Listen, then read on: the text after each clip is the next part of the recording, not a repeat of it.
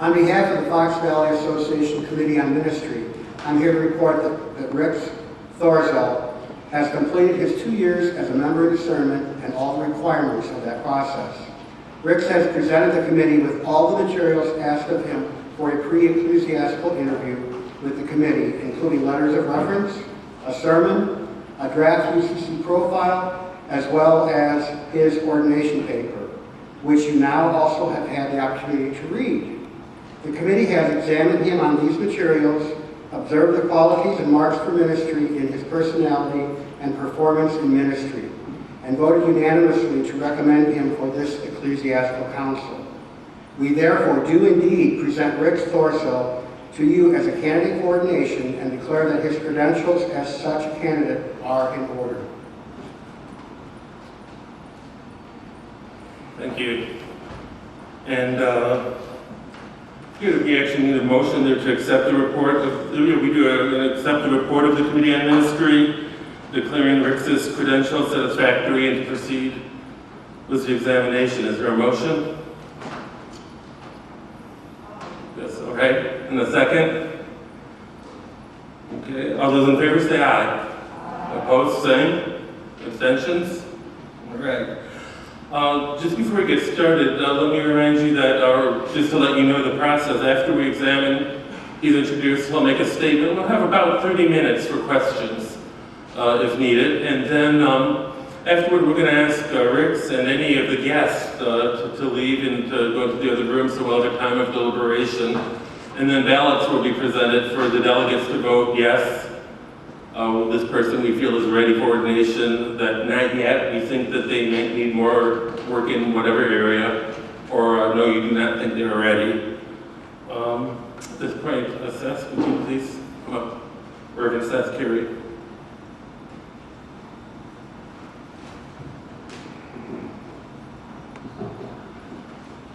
Hello everyone, good afternoon. Welcome to First Congregational Church of Glen Ellen.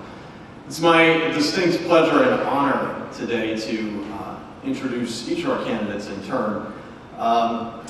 When I first arrived at this church 8 years ago, I was very heavily involved in working with the senior high youth group. And it's there that I met both of our candidates today. So 8 years later, it's a remarkable thing to see them here, each prepared for their own ecclesiastical council. There is indeed something in the water here.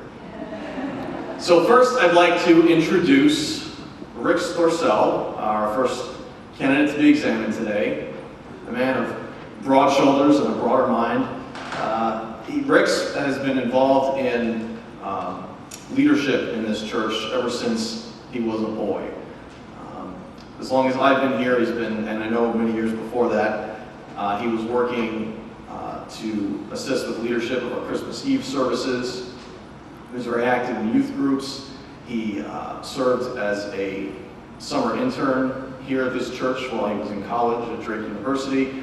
Again, a full-time summer internship when he was in seminary at Union. And it's been a privilege to work alongside him and to watch him grow and develop and mature, but frankly, he was pretty mature to begin with. So with that, I invite Rix to come forward. Great.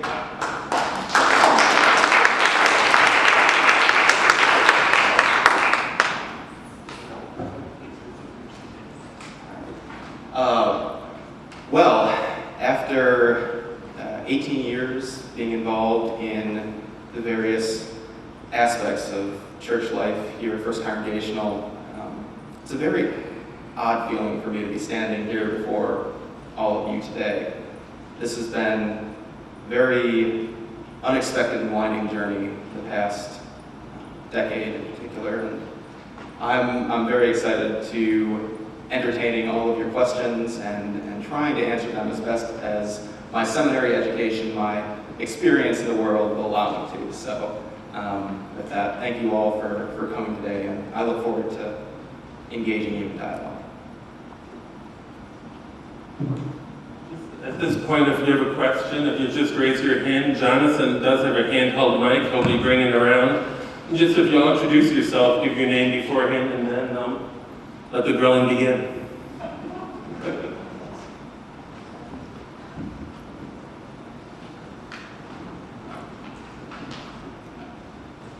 Somebody else listen to it?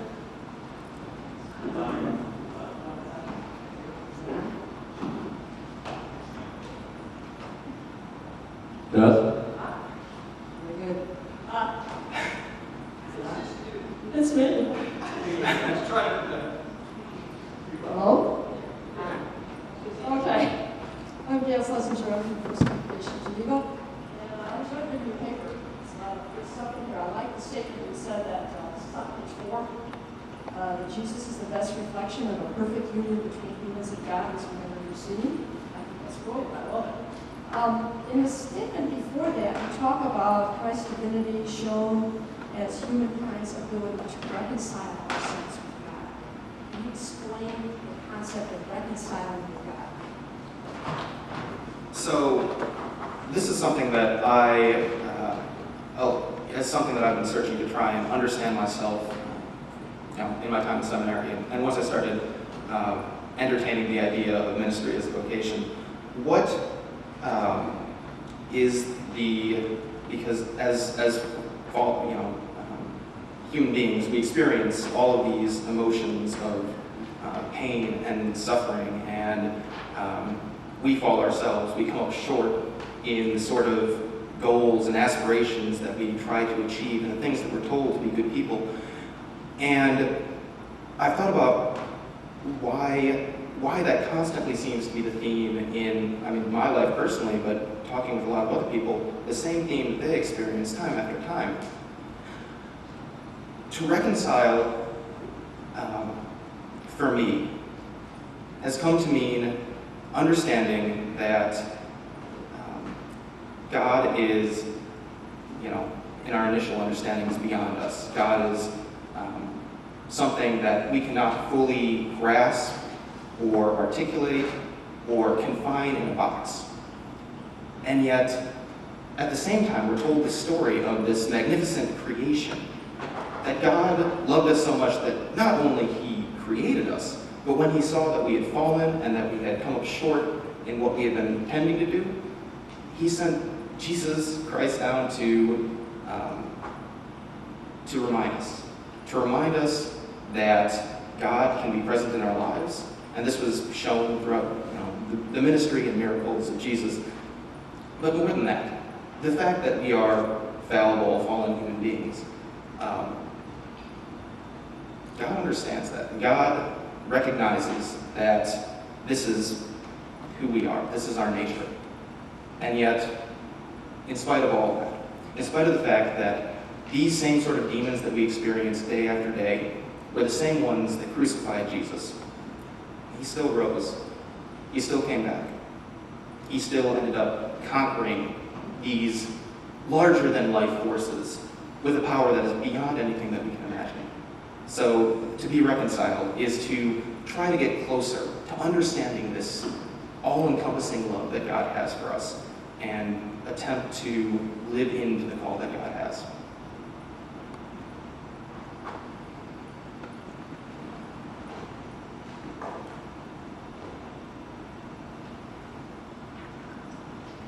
Not everyone at once. Well, we all want to get home.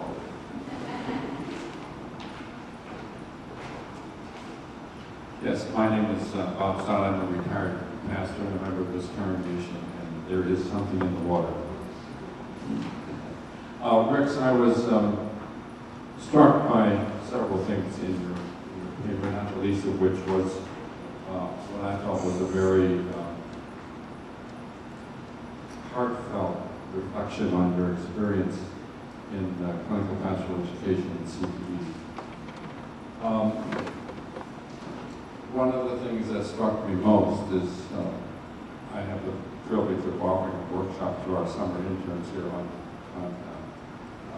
pastoral care, was your experience with the woman whose husband was on the brink of death. And you spoke or wrote so eloquently about recognizing that you couldn't take any of that away,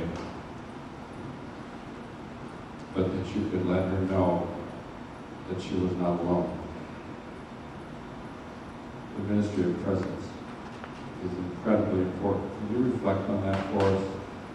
I just think that's such a profoundly important part of understanding pastoral ministry, parish ministry. So, if you would, please. Thank you. So, I know that many of you had the opportunity to read that experience that I recounted, my first pastoral visitation as a chaplain in the hospital.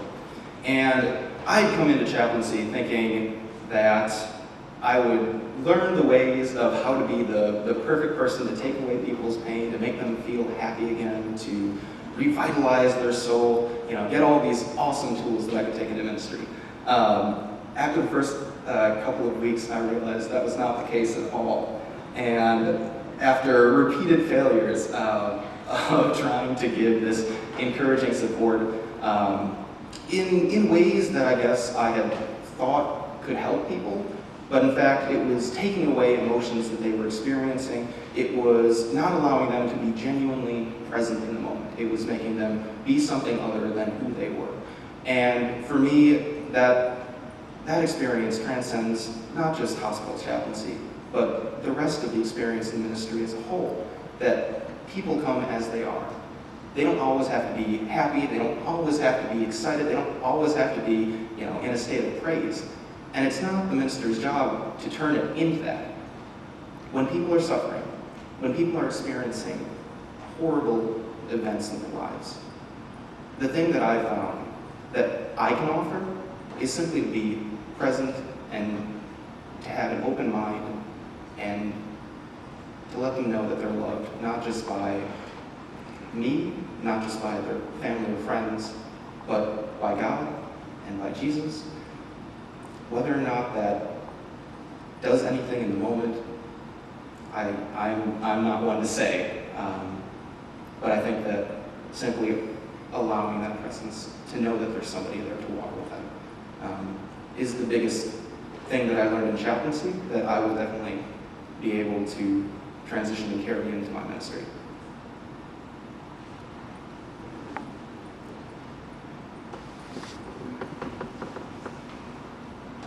That's Sylvia, I'm pastor of Hope United Church Christ in Naperville.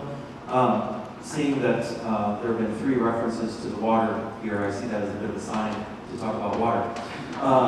On page 6 of your paper, you speak in regard to baptism. And the last line of the first paragraph, you say, "When we are baptized, we join Christ in his suffering and resurrection." I wonder if you could speak a little bit more on that, please. So I think that with baptism in particular, we were called into a community that I think is so special because it acknowledges the pain and suffering that we experience in the world. And to be a part of that particular community and to acknowledge the ways in which we share this common bond and we share this journey together, I think is an extremely important reminder to all of us to be together with one another and to support each other in whatever various capacities we may be able to do so. I don't know if that's...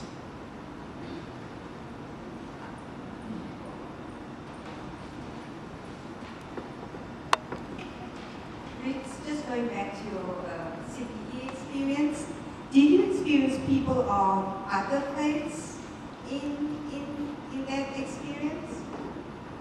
And what was that like? I did, yeah, thank you, Ron.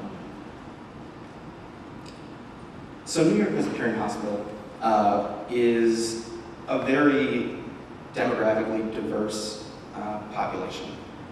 I would say that there's a good mix of not just different faiths, but nationalities, ethnicities, and so I had the chance to, a lot of the patients who I ended up visiting actually were Catholic, were Jewish, and I had an opportunity to have this sort of strange interfaith dialogue And one of the things that I was working on over my experience there was to be able to communicate with those of other faiths in a way that I think respected their own identity, but also remained true to my own faith and my own belief.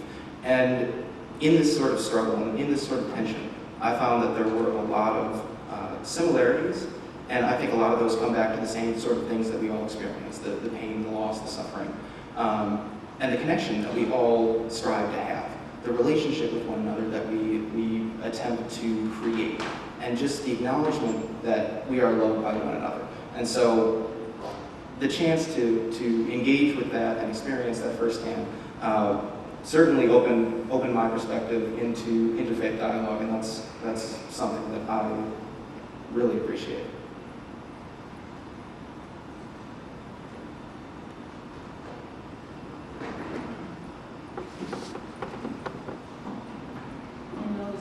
I noticed in a couple of places that you talked about God's condescending toward us. Could you explain what you mean, please? Yes, the water's good. So I think that something negative, I think to reimagine us is bigger images we can picture are every day is present in our life, that God condescends to us. It's choice, for better lack of a better word, to God does that in, you look at that is life, death, and resurrection. In that event, there's no way that we go up there and reach God. God, in that sense, I use the word condescend. Hope Gabriel to brokenness. I was wondering if you could speak where does it come from? Oh, I'm sorry. There's brokenness in several places. You've mentioned brokenness. Or in here we see repeated fallibility, weakness, and brokenness on page 3. What for you is the source of this brokenness? I mean, quite simply, it's our separation with the divine. I look to stories like that we see in the Bible, stories like the fall of humankind, things that separate us because we refuse to sort of embrace this all-encompassing love and that God has for us. But I don't think that's necessarily something that we are conscious of all the time. I don't think that's necessarily something that we can prevent, because if we could do that, we would be much more perfect people. And I just don't, I think that that's something that we can strive towards, but we need to acknowledge that that's an experience that we're all going to have at one point or another. That we are all going to fall short, that we are all going to find ourselves distant from God as we are familiar with God. And to understand that we are not the source of this relationship, but rather it's God and us. It's a mutual meeting together of these two unique elements to create something that is, I think, really formative and something that I would hope to encourage in my own ministry.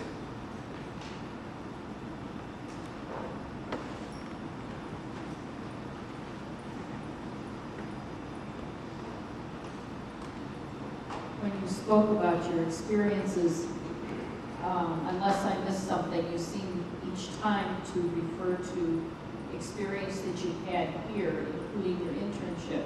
How much have you had an opportunity to observe, perhaps participate in other UCC churches to see some of the variety that exists within the denomination?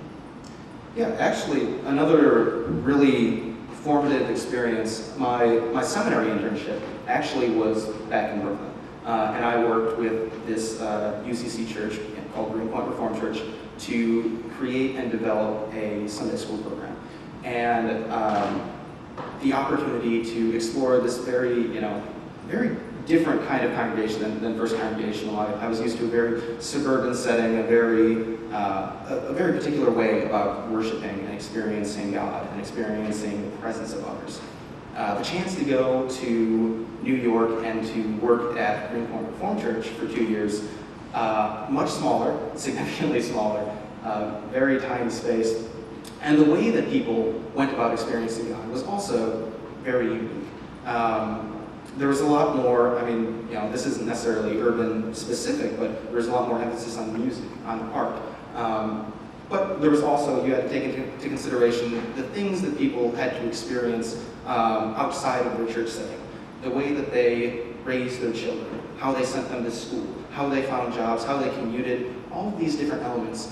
Even though they seemed small and at times unrelated to the church environment, it still strongly impacted the way that they worshiped, the way that they interacted with me, the way that they experienced God, and the way that they found meaning in their life.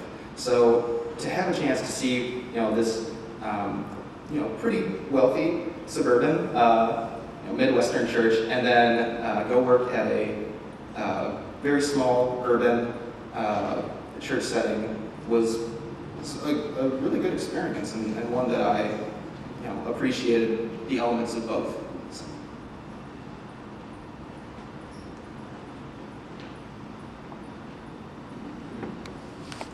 All right.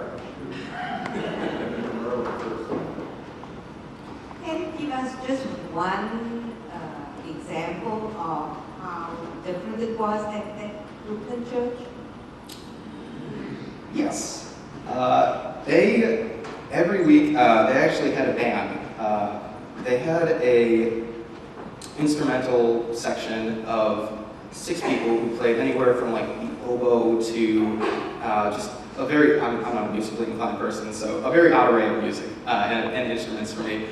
But it was always something that was consistent, and that was something that the congregation expected. And these were band members who were there every single week, despite the fact that they all had to commute on the subways for hours and hours on Sunday morning. And that experience alone, the fact that there was no organ, there was no designated piano player, it was just this music, and it was what the members of the congregation could contribute without having to pay a full-time organist or something like that. But it was just as impactful as anything that I've experienced in other congregations. Rix, I'm still Timothy Sylvia, still the pastor of Hope in Naperville. I love some of the imagery that you paint with your words in your closing paragraph. And I want to sort of mention some of these. You're speaking about the interplay in your life that the United Church of Christ has had, and using words that the denomination has, a denomination that keeps you growing, a denomination that has mentored you, a denomination that has pushed you. And then in your closing line, you speak that in the relationship that you hope to continue with the United Church of Christ, there will be sort of a change that will happen both within you and within the denomination. And on page 17, you mentioned that personally you are speaking as someone who hopes to have an impact on the trajectory of the future of the United Church of Christ. What needs to change, and what will you be doing to bring about that change? Well, I'm going to refrain from any sort of offensive comments because I'm not familiar enough with a lot of the ways that the ministries in the UCC operate. And I know that there is such a vast array of different styles of leadership, of different ways that Sunday mornings are worked, the ways that churches outreach communities. And so for me, what I mean when I say that I look forward to trying to change and shape the UCC, I prefer to start from the ground up. For me, one of the joys and passions that I have is working with youth and young adults. Some of them are actually here today, which I'm extraordinarily grateful of. And the opportunity to engage with younger generations and to give them space, not just to feel loved and talk about religion and all that, but a place to hang out and to have friends and to have families and to have a community. And maybe one day bring them into church leadership themselves. That's, I think, at the heart of the change that I would hope to bring into the UCC, in conversations with other congregations, in conversation with other denominations. I think that there's a lot of collaboration that can go on and ideas that everyone can sort of explore in conversation with one another to grow our denomination and to welcome people in. from every age. You have an energy and a passion in sharing that response, and I commend you for that. And I would just suggest don't shy away from feeling as if you are going to offend someone by saying that our denomination needs to change. Thank you.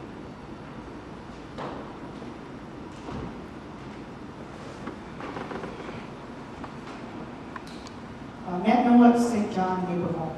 I'm wondering, where do you imagine yourself being called to? What kind of setting is it? What kind of ministry is it? And if it's vastly different from at least a large part of your experience here in Glen Ellen, what kind of resources do you hope will be available to you? I think this is something that I've tried to,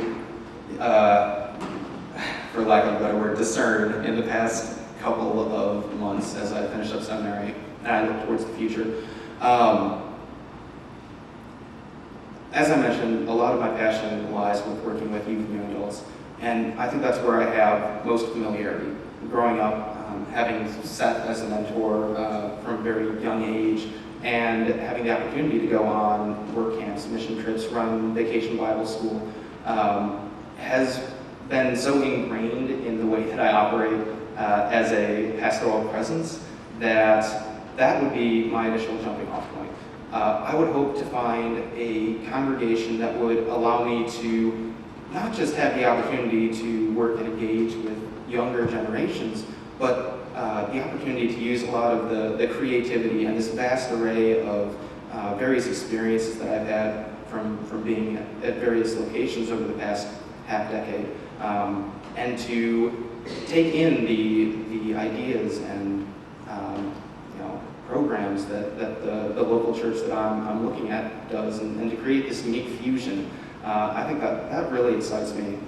This both working with youth, working with young adults, but also creative element that tries to find unique solutions to things that people don't really have an answer to right now. And I mean, mine may not be the perfect answer either, but I find joy in experimenting and trying out those new ways of ministry.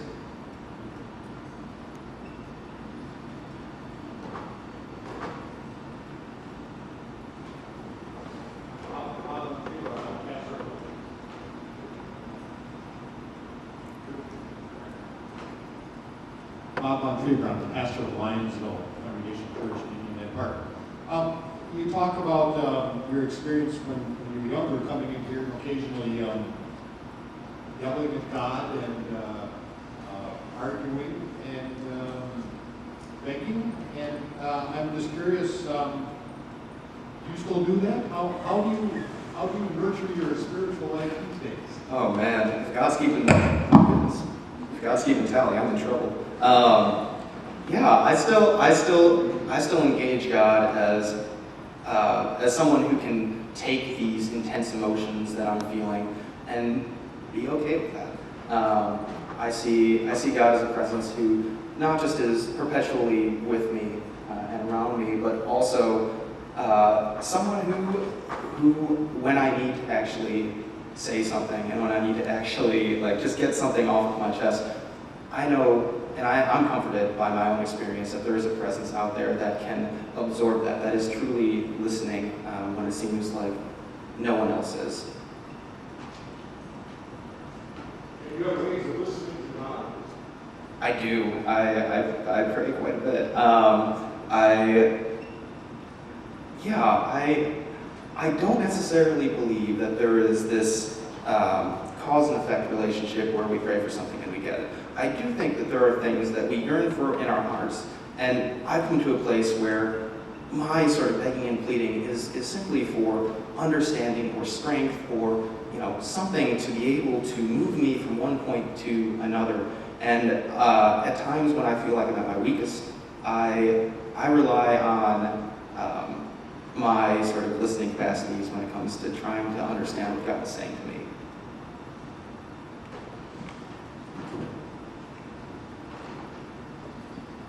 We're about at our time, unless there's a burning question. We might have time for one more, but if not, thank you all.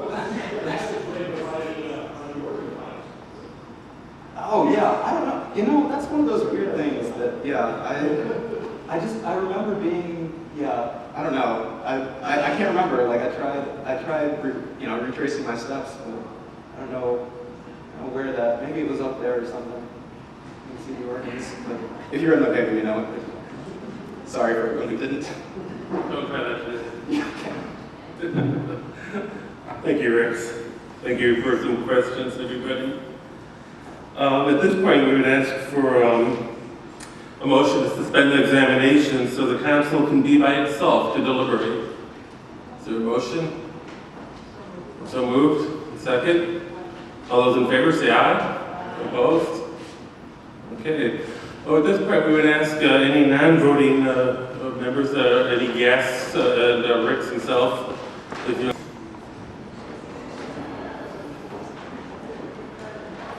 We had a lot of guests. We have to. Come on up, Rix. That by unanimous opinion about.